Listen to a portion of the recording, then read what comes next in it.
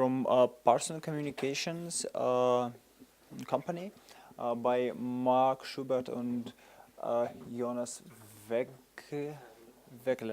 Okay. Okay. Thanks. Yeah. Hi, everybody. This is Jonas. My name is Mark. We are technical writers, and we were using. Can you hear us? Okay. And we were using Semantic MediaWiki for technical documentation. We are using it for other purposes as well, but we would like to talk today about SMW in technical documentation. That is the company that we work for. I'm not going to mention the name. It's been done already, and it's on every slide also. So yeah. You see, we do provide all kinds of services. Software documentation is the one that we're going to focus on today. Most of our clients are software developing companies. Yeah, so this is obviously having an impact on our work quite a lot, of course. So let's have a look at what we're going to talk about today, the agenda. First, I'd like to talk about our work, because I'm not, I guess not all of you are familiar with what we do for a living. I like to talk about a certain method that we use in technical writing. Then we'd like to talk about content management systems, and then present you how basically our take on SMW in technical writing. What we're trying to do with it. Yeah. So let's start. About technical documentation. Technical writers create information products. Information products, that is in the end just another fancy name for the stuff that you usually bin as soon as you've unboxed your TV set. So it's manuals quite often. There are different kinds of information products, different kinds of manuals, of course. One way to group and classify them is by the target group, and that's what I like to do here. So this one, that's the one that you probably use most of the time. That's a documentation for end users. That's information on how to use a certain product, how to use a certain software. Then there's a documentation for service technicians, administrators, and service engineers. That is information on how to install and maintain a certain product, configure a certain product so that the end user can actually use it. So if you would, for example, set up a Semantic MediaWiki instance and then install all the other extensions, information that you would require, that would be documentation for administrators or service technicians, so to speak. And then finally, there's documentation for the developers. That is something that we write quite a lot. That is information on how to develop, for example, extensions, or how to actually develop the core part of the product, software modules, for example. Depending on the target group, content might look different, of course, and yeah, it's a bit hard to generalize that, but for example, documentation for developers might have a lot of reference information about different classes, functions, and stuff like that, while you wouldn't have something like that in documentation for end users. The end user documentation might have a lot of tasks, for example, that's demonstrating how to solve certain everyday issues when using the product. Yeah, we'll come to that later. So content, when we talk about content, content quality is of course our main concern. What makes content good content? There are two aspects that I'd like to point out. This content has to be relevant for the target group, of course, and closely related, it has to be accessible. What is the content good for if you can't find the stuff that you actually need? Relevant to the target group, what does that mean? It means it has to solve actual problems of the target group. And it has to be up to date. That's quite important, of course, as well. Yesterday there was a talk about versioning, and that nice example with the forms and with the extension. I think it was the forms extension and the different versions of that. And that was up to date, but it wasn't exactly what the user was looking for, because he was using a different version of the product. So accessibility, it should be pretty easy to see what the content is about. So if you have to read the whole page or read a chapter before you figure out what it's about, then it's not good and not really useful for you. Yeah, and it has to be well suited for the different types of users. By types of users, I'm not talking about the target groups again, but I'm talking about different types of users within the target group. There are people, for example, that like to read the manual from cover to cover. There are also people who prefer to well, have a look at the table of contents and then just pick what they're interested in. Other people like me like a good index or use the full text search. So there are different ways to access the content, and it's quite important to take that into account when you publish your content. So okay, if we know about at least some of the factors that make content good content, why is there so much content out there that's probably not very useful or not good at all, and why is it also for me sometimes not easy to produce good content? And the answer to that question is quite simple. Life is hard, of course. It's also hard for technical writers. Yeah. So what is it? What are the reasons for that? What is actually the environment that technical writers work in? What's affecting their daily work? I'd like to list a couple of things here, and you will see that this is having a heavy impact on also the further choices that we make when it comes to tools and methods. Yeah, there's usually pretty heavy time pressure. It's usually driven by the release cycles as well. So if we publish, if a company has a team of technical writers and they release a certain product, then of course the documentation has to be finished as well. Then to write the documentation, finish the documentation, technical writers rely on the input from subject matter experts, of course. So input is not always available. That makes it tricky for technical writers to produce the content. Then you're usually not only writing one manual for one product, but usually quite a lot of manuals for different products and also variations of products. You might have a product family. They share a lot of properties and share a lot of properties and characteristics, but still you have different manuals for them. But within these manuals, a lot of the content is actually the same. Yep. So that can make it quite hard to, you have just to anticipate that. Then you have to publish different formats most of the time. That's quite often PDF and HTML, of course. Then there's some other web help, online help formats that quite often published, CHM or web help. That makes it even more complicated, of course. And then there's the readers. Unfortunately, of course, their interests have to be anticipated as well, of course. So that's just one more thing to make it even more complicated. So why I'm telling this, all these things, to boil it, the conclusion here is that if you want to have good content, then one approach is to make life easy for the authors of the content, so that they can actually focus on the content and don't have to struggle with the tools and other things.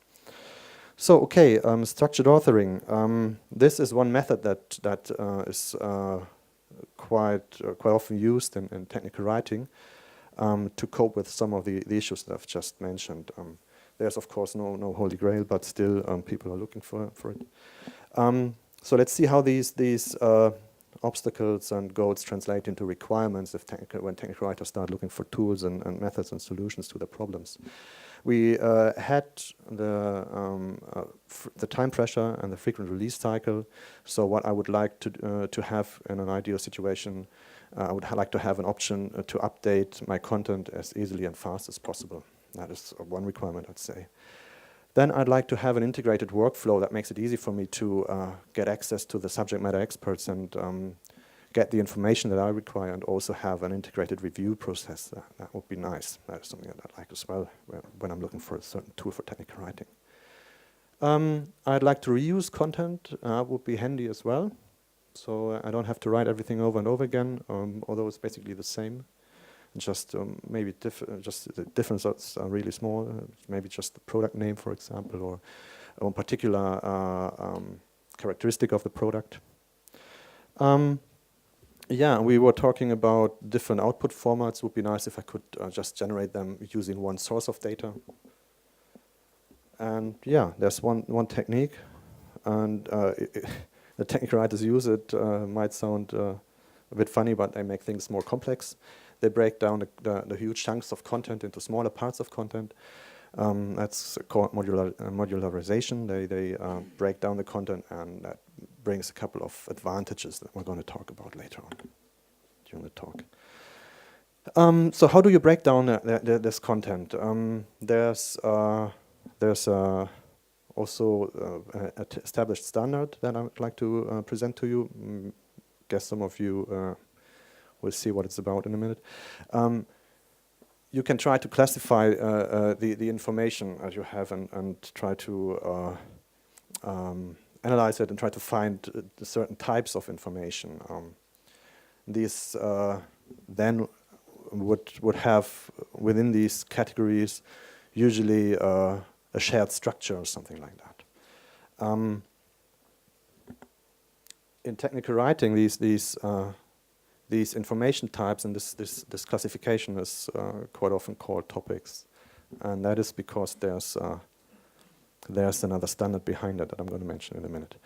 One topic, if you break down the content, they would try to break it down into topics, and one topic would deal with one subject or one question, so it would be a really small piece of information. That makes it easier to, for example, reuse it. These topics should be self-contained to reuse them more easily, and yeah, that's not always easy, but it's essential. You can then group these topics again and try to create a book or a chapter or something like that, something that you know from conventional publishing. So okay, I'm not sure if you know what's going to be on the next slide. There's already an established standard for that. Who's familiar with DITA? Okay, at least some, yeah. Well, that's short for Darwin Information Typing Architecture.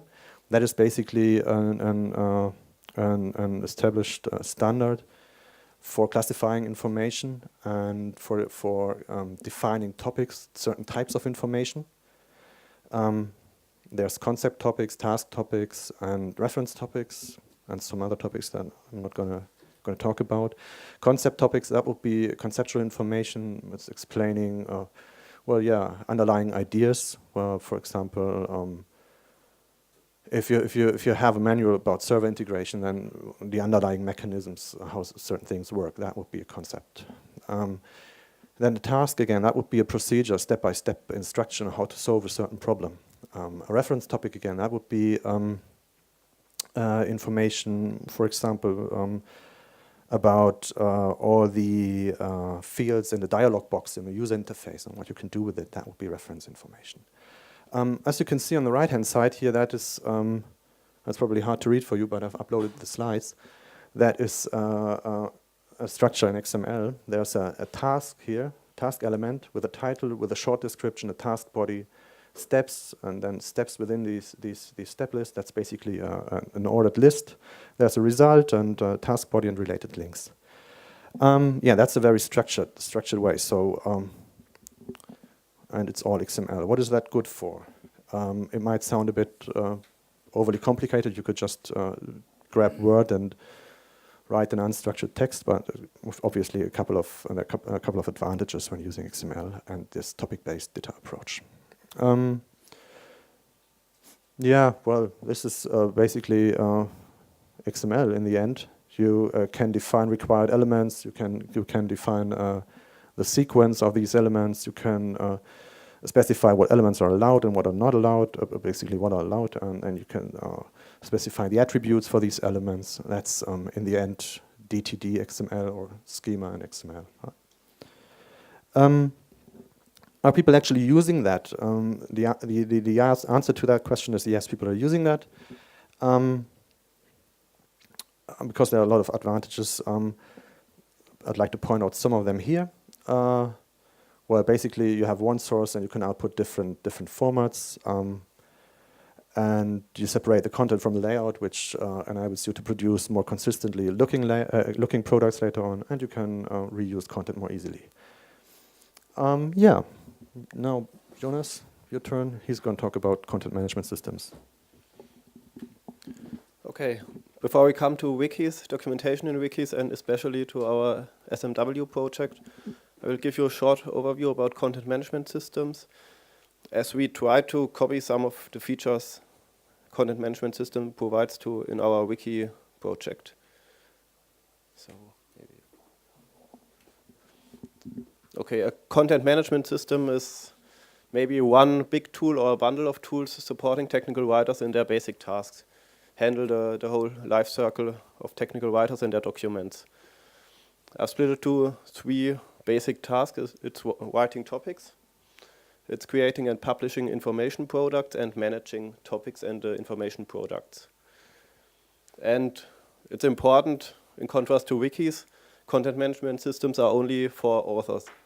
They produce an output, but the reader doesn't come into effect with the content management system. So, about writing topics. Every content management system has an editor implemented. It's mostly an WYSIWYG, XML editor, or a combination of both, so that authors can switch between different modes. It has a comfortable interface to add tables, figures, and cross-references, as you see in this image below.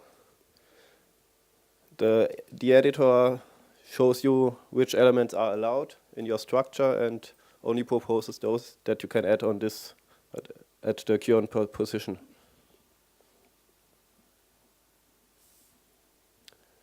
It also provides a validation of the structure and the language. In this example above, there is a bullet item in step 6, and this is not allowed in our structure, so the editor gives an error and you won't be allowed to create an output.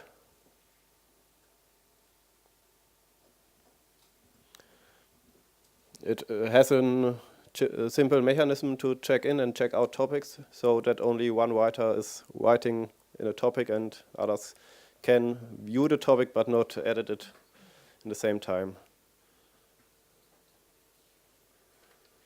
And it allows a lot of text modules. Text modules contain basic text like a warning or like an info box, which can be edited and several times in the document, and you can easily add them by clicking a button in your editor. So about creating information products. An information product, as we have said before, is a collection of topics. You can add topics or group of topics to your information product. Most content management systems provide a drag and drop functionality, so that you can easily change the order, the hierarchy, and create a new information product which finally results in a PDF or HTML output. There is manual or automatic publication. You can, if you have updated a few topics, you can create a new PDF printout and send it to your colleague for reviewing it. Or you can implement automatic publication, so that every night the latest versions is created and you have the new PDF in the next morning. And you can define rules for publishing, such as only publish topics that have a specific status. So this is a little screenshot of a content management. It's called a Team Center Content Management from a befriended company, KGU Consulting. And you see different types of topics. Each line represents a topic. The first line is the whole information product. You see the hierarchy, and you see this the usage of these topics. Internal training and maintenance. I don't know if you can read it, but you can see 3 columns. These are 3 different information products, and the green, how do you call her? Yeah, there's one thing that I'd like to add here, because I think we're running out of time.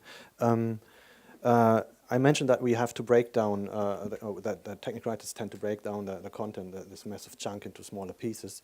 And if you do that, you'll end up with having a lot of single XML files, and you somehow have to manage them and bring them all together again. There's mechanisms in that for data called maps.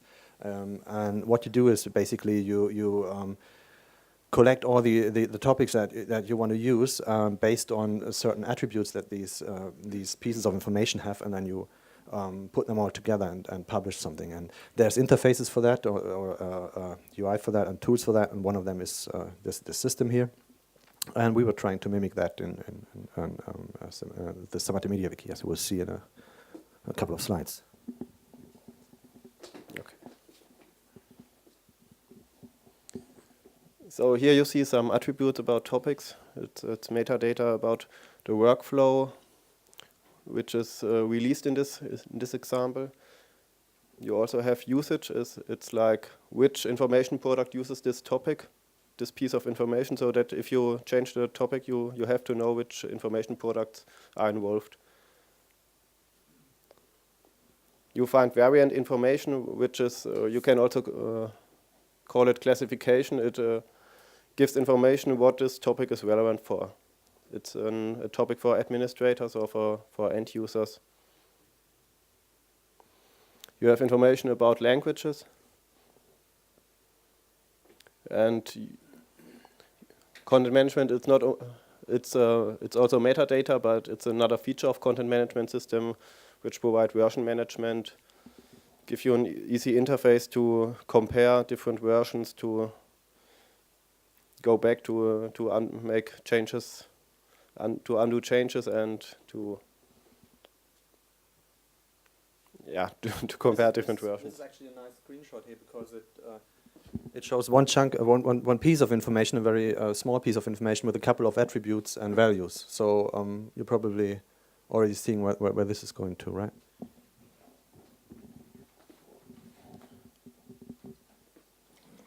Okay, we run to our wiki documentation. So what? Okay, we have 5 minutes left. So if you look at a content management system, a wiki is not a tool for not a usual tool for documentation. It's a tool for writing and accessing content. And there are not so much companies who write their end user documentation in wikis. But there are use cases, and I want to show you some. It's not required to print a standardized PDF or HTML content, and mostly this is in company internal documentation or open source documentation. You want collaborative writing. Your authors accept to write wiki syntax. And regarding the readers, they are allowed or are welcome to ask questions and to leave comments. And you want to give them always the current version, so that you not have to make a new release and the next release 2 months later. So if something changes, they should read it immediately. So a short introduction in our SMW project.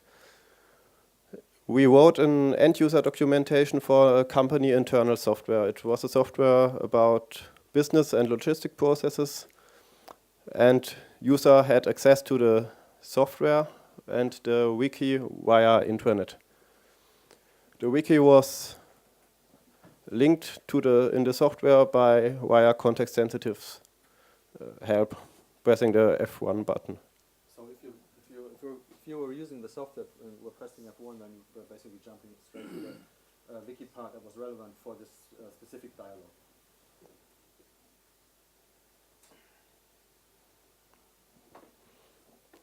Okay, going back to the life of the technical writer, and we defined some requirements for our documentation in SMW. From the authors, we want to use a clear content model and with information type and structure. We want to know this is a task, and we have to write a procedure, and we have to name a result. Yeah. Okay, I just go to the next slide. And the reader's view.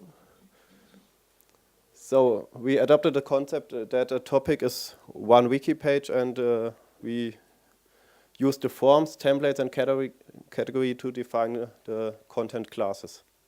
We were basically trying trying to model data within the Semantic MediaWiki.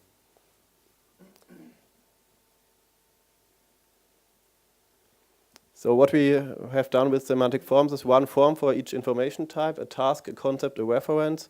We defined metadata fields, generic fields for all information types, and some form-specific fields. We defined text fields or multiple text fields in task and references. You can see an example, maybe if the time is not running out. And we could define mandatory and optional fields, which copies the standards of data. You also always have some fields you are required to fill them, and some fields you can add if you want. So in this example, the results field has to be filled, and so we got an error message that it cannot be blank. This basically says you can't have a procedure or a task topic. You can't have a task topic without having a result. That's basically what it says. That's what usually the DTD would take care of, right? In an XML-based authoring environment. So we defined a lot of metadata, and we will show you them in the examples.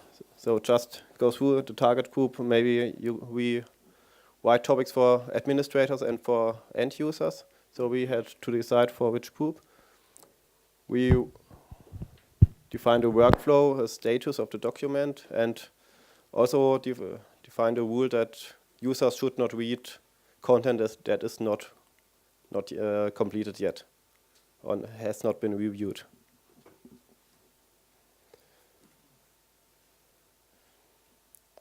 So from the reader's view, we made some changes to make the wiki more accessible, and so that they find the content which is relevant for them. Can I add something here?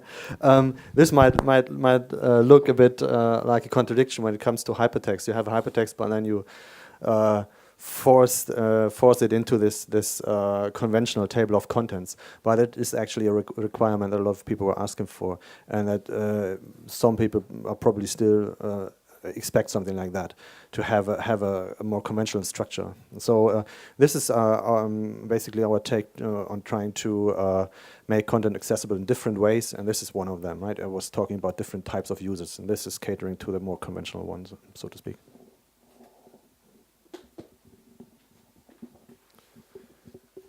Did you say what properties we used for that? So there's obviously a parent-child relationship here, and that we use, and there's a sequence that we use for generating the browsing sequence.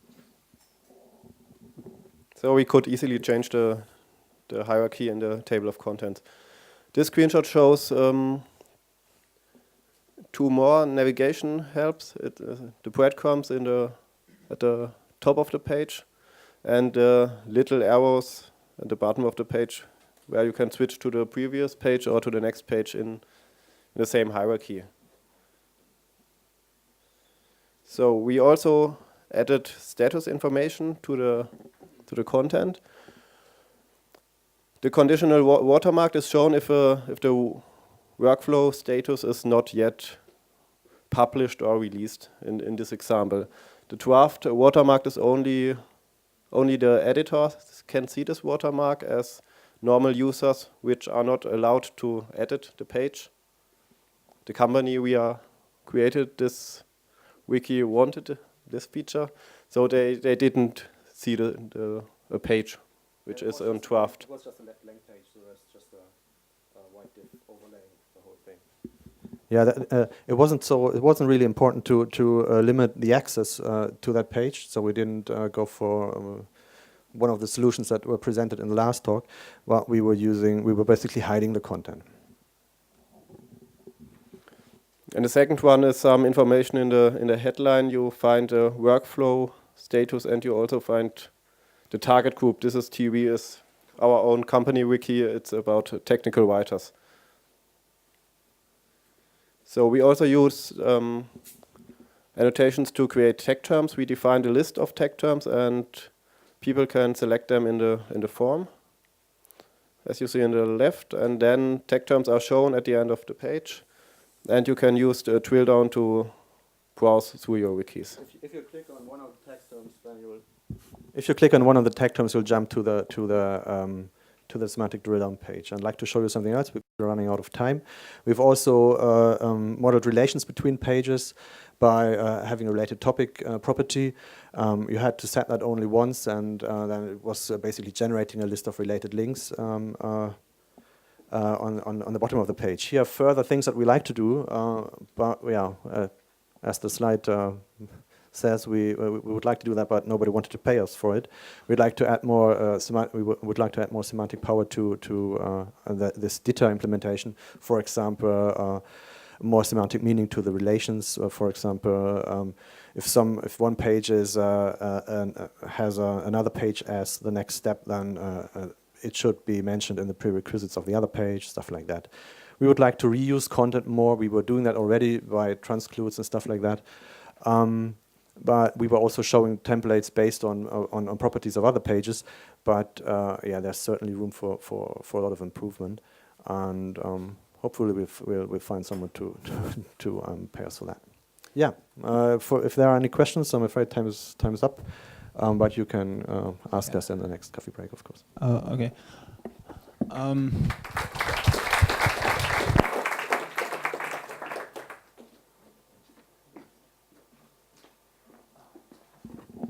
So my question will be to you as to the professionals in the technical documentations. What do you think about the documentation of Semantic MediaWiki and Semantic Forms? Yeah, please be polite. Well, I'm using it, and I'm not contributing, so I'm not allowed to complain, I guess, right?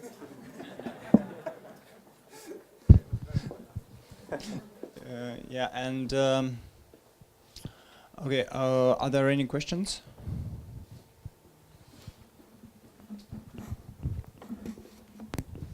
Well, if I compare your data to the real thing, I noticed that you have really rough granularity. Don't you think that you may at some point have a problem, let's say, in the procedures? What if the items themselves get a bit more complicated? Are you going to do subforms? Yeah, we were thinking about that, but the customer just didn't want that. So that was the reason for not doing it. You could do way more sophisticated stuff there, of course, yes. Yeah, and are there any ideas for, well, adding some more properties inside the text and not using them only for metadata? Were we doing that? I mean.